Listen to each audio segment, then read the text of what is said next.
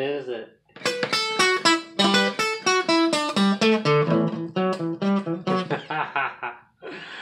I'm crazy.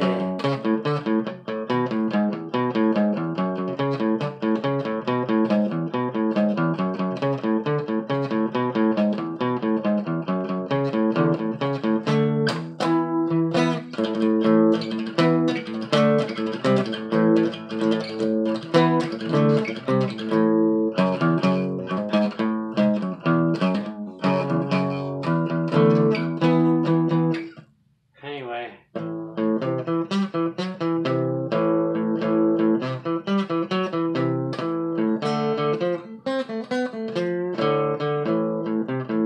Okay, so pronouns.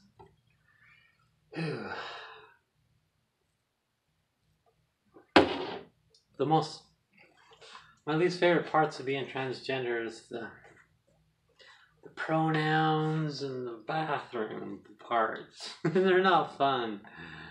It's absolutely. Where am I supposed to look? The camera's right there. Wait, that's not where the camera is. Right there. They're not very much fun. You know, I've already talked enough about the bathroom thing. I don't like it, but the pronoun thing, I've also talked about that. I want this just to be kind of a really quick one.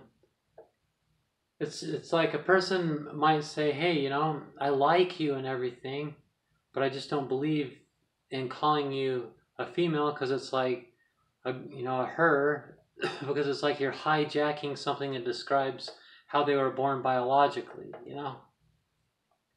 And I can see the logic in that, and to tell you the truth, I'm a big believer in, like, I'm not a morality police person. That's usually them. They're usually the ones that are morality police, and it's not me. They're usually the ones that's easily offended. They always flip it around on you. I don't care what a person believes. You can believe whatever you want. You can believe that I'm not really a female. But the thing is you know, I've been like abused and mistreated and physically abused and verbally abused, and my own mother sells me out to conversation, you know. She meets a random stranger, she'd rather have a good conversation with them than stick up for her own biological child, you know. But and she would never use a female pronoun because she's my mother, and so she knows what I really am, you know, and that type of thinking. But whether you're my mom or no matter who you are, you can believe whatever you want. But the thing is all the abuse and all the bad treatment, it's taught me how to be happy alone. Like, I rarely even imagine myself with anything else but alone, you know. It's just like, you know, so like if you don't, it's what you have to do to be my friend, basically. You can trick me and because you like me and hang out with me for a while, but after a while I'm going to realize that you don't think there's something, you know, like I've told you a lot of times, I believe in the middle sex, like my tattoo, you know. I'm part female in ways. There's legitimate things about me that's female. It's a fact. Hormones give you female skin. They give you female hair. I know because my skin changed and my hair changed. I've had both kinds. My sex drive changed and it's the male version sex drive of me to the female version sex drive of me. And like so many things changed with hormones. I know there's lots of things, and then of course it's biological, some of it's psychological, but there was all these changes that happened, I know. And plus, just even before I ever even heard of transgender people were calling me a girl, and you know, and I thought more like girls and all that, you know. There's lots of things about me, even outside of the hormones, that is very girly. Well, then you're just a feminine man. Well, yeah, then there's something different about me. You know what I mean? So, you know, like, you don't... The thing is I'm an empath. You know, for one thing, I don't need friends, and I don't need people. I don't need family. You know, I'm fixing to just spend the rest. I like sex, but not very much. I don't like sex so much that it becomes a priority that determines anything about me. Sex is, if sex isn't just a benefit to my life, then I'm not interested in that either. I was asexual for a while, you know. So whether you're trying to be my friend or my lover, I'm an empath with an abusive background, you know. It's just not worth it to me to try to hang out with someone that drains me, you know. Like what? I walk away from them and my batteries are all depleted and drained out, and I'm just like, ugh, just totally exhausted. It's just not fun, you know. I want to be around people that it makes me feel good. I'm like, I might even cry, you know. I just really love hanging out with that person. They make me feel so good. They're so sweet, you know. And I want them to feel the same thing about me. Angie's so sweet. She's so this and that, you know. Is, you know, deep down, I'm not sure if I understand. No, not really, because I'll just, like, I'm a human lie detector. I'll be able to see, like, to me, it's being stubborn. If you're trying to be my friend and you care about me, it's being stubborn, saying the words never, the definitions of words never evolve. You do it for other things, you know, like that's just the way life is, you know. I mean, like, I remember in the 70s, people are all, when the 80s came around, they're like, oh, first Negroes want to be called Negroes, and now they want to be called black people, you know, and then Asian people, it's like, all, they used to call them Orientals. When I was a kid, black people were called Negroes and Asians were called Orientals. And they're like, oh, now the Orientals want us to call them Asians and the black people want us to call them black, you know? And it's just like everybody's complaining and bitching and moaning. I should be able to call them whatever I want. They need to make up their mind and all this stuff, you know? Like what Sarah Silverman says, you know, it's not that hard to just be politically correct. Why get all upset about that? It's just usually just a matter of being rude or being polite, you know.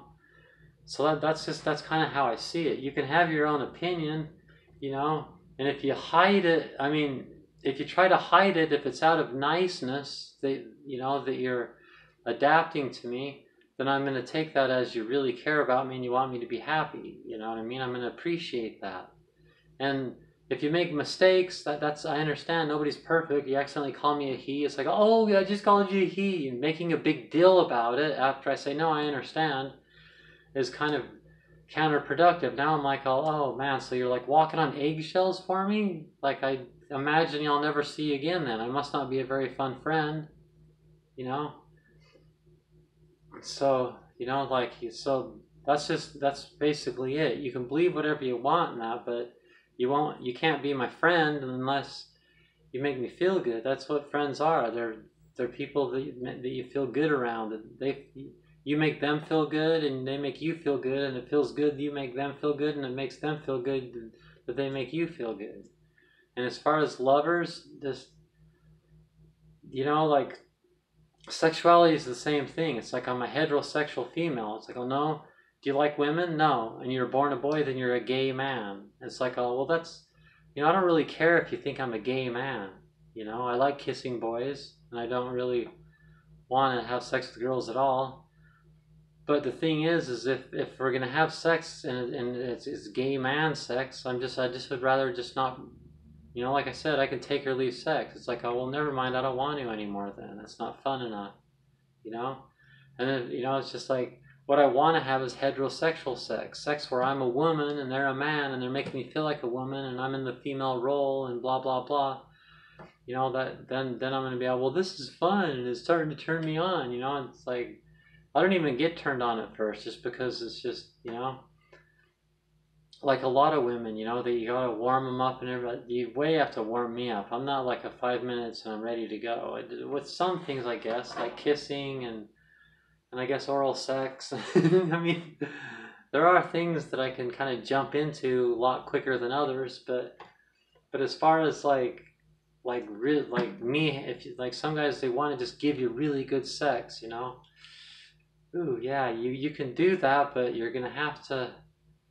You know, it's like, it's gonna be messy. You're gonna have to make me believe you really actually care about me, and it's gonna have to be because you actually do, and things like that. You know, I'm no cheap hoozy or what, whatever. I mean, I kind of am, you know. All you have to do is just treat me right, and then I'm like, oh, you know. But anyway, shoot, this video ended up being long, so it's the same thing, you know. Like, whether, you know, it's just you can you can think I'm disgusting and would never want to touch me with a 10-foot pole, and you can think that you should be able to use he, call me he and him, but we're probably not going to be friends, and we're definitely not going to be lovers. So it's like, that's fine. You can do whatever you want, you know? As far as the bathroom, it's my right to use the female bathroom, because guess what? You're wrong. It's like being transgender is dangerous, you know? That's more, that's like kind of the downside of being a trans woman is you're more likely to get breast cancer, statistically. You're more likely to get osteoporosis, statistically. You're more likely to get raped, statistically. You're more, and when they murder you, you don't just murder you, they mutilate you, and it's like, you know, like it's dangerous, you know, and it's scary, and you're not sure who to trust. You know, you don't want to be standing up peeing, and plus it's no one's business if you have a penis or not. Why do you have to blow your cover? It's just very uncaring, you know. Anyway, I don't know what it said. It just said some notice on here.